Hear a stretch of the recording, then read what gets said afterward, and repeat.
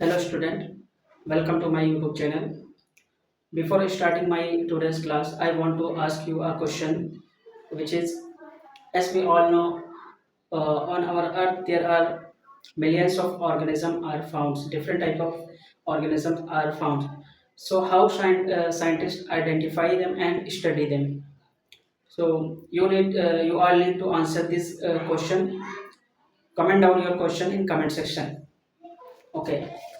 So our today's topic is diversity in the living world.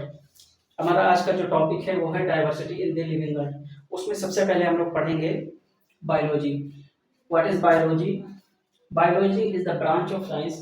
Biology एक science की branch होती है जो स्टडी करती है लिविंग ऑर्गेनिज्म के बारे में, यानी प्लांट्स, एनिमल्स और माइक्रोब्स और फंजाई, बैक्टीरिया, इन सब चीज़ों के बारे में स्टडी करती है। और उनकी जो लाइफ प्रोसेस होती है उन सब चीज़ों के बारे में भी ये स्टडी होती है इसमें बायोलॉजी में, जिसमें रेस्पायरेशन, एक्सपिरेशन और न्यूट्रिशन के बारे में स्टडी किया जाता है। न्यूट्रिशन यानी कि जो हम फूड लेते हैं और जिससे हमें एनर्जी मिलती है उसके बारे में हम स्टडी करते हैं।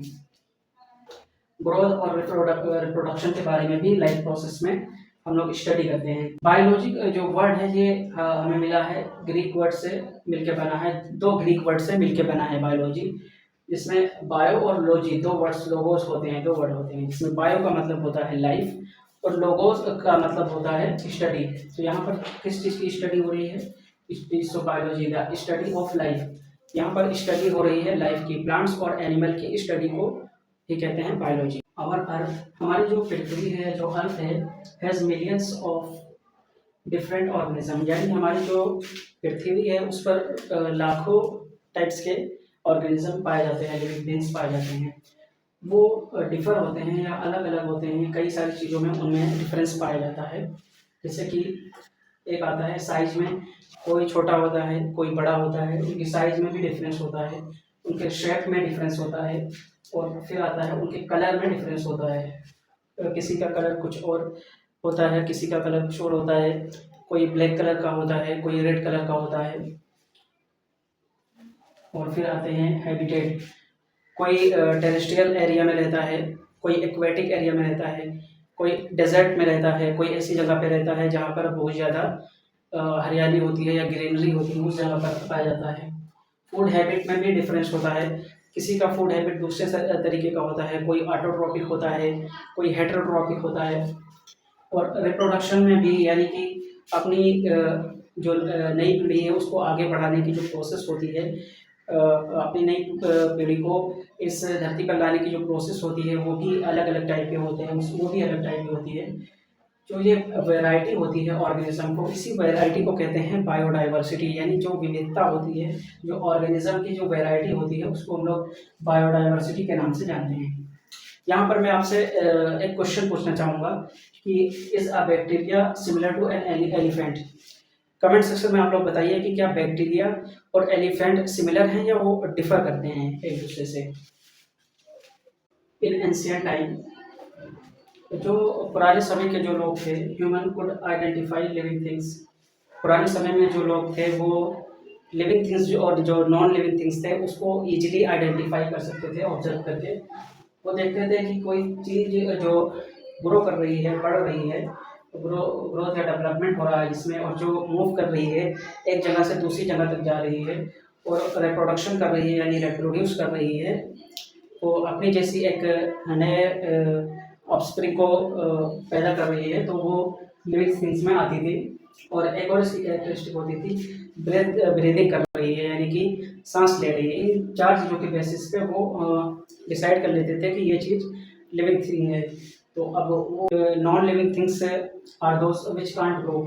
नॉन लिविंग थिंग्स जैसे होती थी वो हमेशा एक ही तरह की रहती थी, वो कभी ग्रो नहीं करती थी और कैन नॉट रिप्रोड्यूस, यानी कि अपने ही जैसे नए ऑफस्प्रिंग को वो रिप्रोड्यूस नहीं कर सकते थे। और एक चीज़ और होती थी नॉन लिविंग थिंग्स में, no life process. Like living things में जैसे न्यूट्रिशन, एक्सपिरेशन और रेस्पायरेशन और भी जो प्रोसेस होती थी, लाइफ प्रोसेस होती थी, उसमें नॉन लिविंग थिंग्स में वो प्रोसेस नहीं होती थी। Ancient human worship many things like, जो प्राचीन समय के जो लोग थे वो वर्शिप करते थे कई सारी चीज़ों के को, जैसे उसमें एक सन आता था, सूरज को वर्शिप करते थे। प्राचीन समय में लोग सूरज की पूजा करते थे और आग की पूजा करते थे, फायर की पूजा करते थे और हवा की भी पूजा करते थे। जो विंड होती है उसकी भी वर्शिपिंग करते थे। नदियों की पूजा होती थी प्राचीन समय में और ट्रीज और एनिमल्स की भी पूजा होती थी, यानी कि पेड़ों और जानवरों की भी पूजा होती थी। प्राचीन समय में लोग जो होते थे वो कई सारी चीज़ों की पूजा करते थे, जिसमें वो ऐसा इसलिए करते थे कि उनका मानना था कि जो ये सारी चीज़ें होती हैं उनके पास स्पेशल पावर्स हैं, इसलिए वो इन सब चीज़ों की वर्शिपिंग करते थे या पूजा करते थे। पहले के समय में क्या होता था, people respected and fair these natural object, जो नेचुरल ऑब्जेक्ट होते थे लोग उसको उसको रिस्पेक्ट करते थे और उससे डरते थे, because the do not understand them scientifically, because वो उसको साइंटिफिक नज़रिए से समझते नहीं थे, इसलिए वो पुराने समय के लोग उससे डरते थे। इसके एग्जांपल हैं लाइटनिंग फ्राइटन पीपल, जब बिजली कड़कती थी तो लोग डर जाते थे, और देयरफॉर दी वर्शिप्ड नेचर, इसी वजह से ये नेचर को या प्रकृति को वर्शिप करते थे, उसकी पूजा करते थे। जो साइंटिफिक स्टडी है लिविंग ऑर्गेनिज्म की स्टार्टेड मच लेटर, पहले प्राचीन समय में साइंटिफिक स्टडी नहीं होती थी, वो बहुत समय बाद स्टार्ट हुई। Earlier people only observe organism, जो प्राचीन समय के लोग थे या पहले समय के लोग जो थे वो चीज़ों को ऑब्जर्व करते थे, देखते थे और उसी से अंदाज़ा लगा लेते थे। Only observe organism. Later scientist started, कुछ समय बाद साइंटिस्ट ने स्टार्ट की स्टडी करना स्टार्ट किया, पढ़ाई करना स्टार्ट कर दिया इंसान ने। डिस्क्राइबिंग, चीज़ों को डिस्क्राइब करना स्टार्ट किया, यानी अच्छे से समझाना स्टार्ट कर दिया साइंटिस्ट ने, वैज्ञानिक ने। और नेमिंग करना स्टार्ट किया, किसी चीज़ का नाम रखना स्टार्ट कर दिया साइंटिस्ट ने। और क्लासिफिकेशन करना स्टार्ट कर दिया, यानी कि किसी चीज़ को क्लासीफाई करना स्टार्ट कर दिया। ये 4 चीज़ें थी बाद में जिसे साइंटिस्ट ने स्टार्ट किया। पहले के समय में क्या था, ह्यूमन जो थे, human are centre of everything, human जो होते थे वो हर एक चीज़ के सेंटर पे होते थे, यानी कि जो भी ज़रा सी भी ऑब्जर्वेशन होती थी वो like mainly based on humans. Everything earlier people believe, क्योंकि अर्लियर के जो प्राचीन समय के लोग थे वो यही बिलीव करते थे कि एवरीथिंग जो भी एग्जिस्ट करती है वो सारी चीज़ें ह्यूमन के लिए हैं। Everything which exist are for human. Because of this thinking, इस थिंकिंग की वजह से, यानी कि जो पहले के लोग थे ये सोचते थे कि जितनी भी चीज़ें पृथ्वी पर एग्जिस्ट करती हैं वो सारे संसाधन जो हैं वो सिर्फ ह्यूमन के लिए हैं। तो इसकी वजह से इसके जो दुष्परिणाम या इसके डिसएडवांटेज क्या थे कि because of this thinking scientific study develop slowly, जो साइंटिफिक स्टडी होनी थी, यानी कि जितने भी साइंस में या बायोलॉजी में जितने भी स्टडी होनी थी वो स्लो हो गई, जिसकी वजह से और बाकी ऑर्गेनिज्म के ऊपर ज़्यादा जो है फोकस नहीं किया जा सका। जब साइंटिस्ट ने डिस्कवर किया, when scientist discover many organism, जब साइंटिस्ट ने कई सारे और ऑर्गेनिज्म को डिस्कवर किया तो फिर they needed a proper system to study them, फिर एक ज़रूरत थी एक प्रॉपर सिस्टम होने की ताकि वो अच्छे तरीके से उन ऑर्गेनिज्म को स्टडी कर सकें। यानी कि जब नए ऑर्गेनिज्म की डिस्कवरी हुई then there was a need of a proper system to study the new organism. So scientist create a system that's include the system include there is at first identification, in which they identify a animal, particular living organism, and then name its which is second number is nomenclature, and at third and they classify it, और classify करते थे वो जो कि था classification. Scientist discover that many organism, scientist ने discover किया कि बहुत सारे ऑर्गेनिज्म जो हैं वो शेयर कर रहे हैं कॉमन फीचर्स या कॉमन कैरेक्टरिस्टिक, यानी बहुत सारे ऑर्गेनिज्म ऐसे हैं जिनमें बहुत सारी ऐसी चीज़ हैं जो कॉमन हैं, एक जैसी हैं।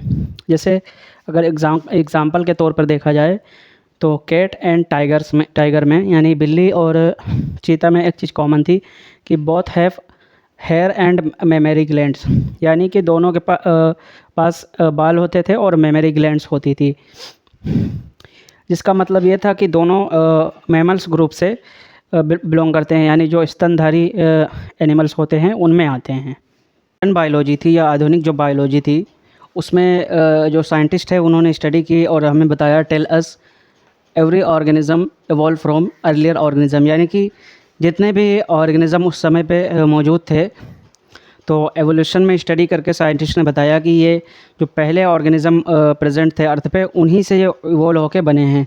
Therefore all organism related through evolution, यानी कि जितने भी ऑर्गेनिज्म थे वो एक दूसरे से जुड़े हुए थे इवोल्यूशन के through. When people understand biodiversity, जब लोग बायोडाइवर्सिटी या जो डिफरेंट टाइप के ऑर्गेनिज्म प्रेजेंट होते हैं हमारे एनवायरनमेंट में उसको जब अंडरस्टैंड करने लगे या समझने लगे तो फिर उसका परिणाम क्या हुआ, उसका रिज़ल्ट क्या हुआ, दे स्टार्टेड प्रोटेक्टिंग, फिर वो लोग उसको प्रोटेक्ट करने लगे या उसकी देखभाल करने लगे या सुरक्षा करने लगे।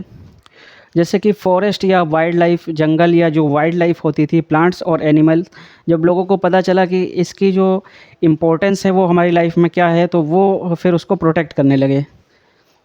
This is called conservation of biodiversity, इसी को हम लोग कंजर्वेशन ऑफ बायोडाइवर्सिटी के नाम से जानते हैं। So we will meet in our next video soon. This is part 1 of the chapter diversity of living organism. Thank you.